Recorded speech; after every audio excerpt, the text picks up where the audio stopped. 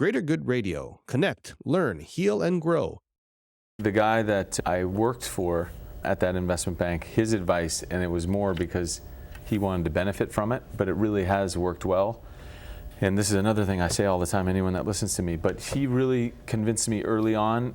Part of that business, the way it works is once you've got the capital sources, you need to proactively go out and find companies that want to raise money through that vehicle. So a lot of it is actually cold calling, essentially, the CEOs of these businesses or the CFOs and saying, hey, do you want to do a deal structured like this? It looks like you only have $2 million on your balance sheet or whatever the case may be. So the individual that I worked for said, don't ever be afraid to call anybody. You have to call these guys. At the time I was probably 20 or 21. Don't think just because you're 20 or 21 and don't know exactly what you're doing that they're going to somehow know that or feel that. You call them with confidence and you're providing something that very well may be a great fit for them. These guys need capital to fund their businesses and you have access to capital.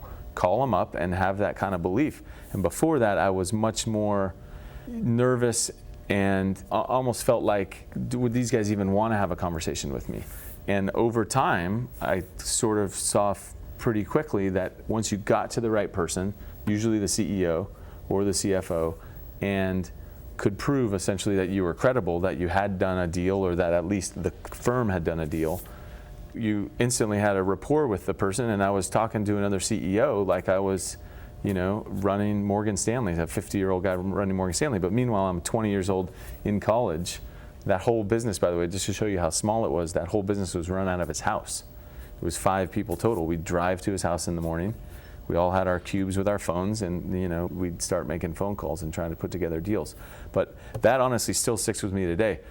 Even the size of Intermix and MySpace, even as big as it got, not so much at the end, but early on, we would want to do a partnership with another internet company. And lots of times there's just this perception. We sold the business for roughly $700 million. There's obviously lots of internet companies like Yahoo, where their market cap is $40 billion.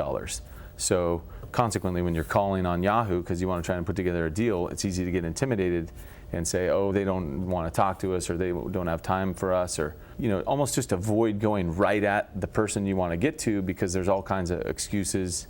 I should go through someone else or can someone introduce me or whatever.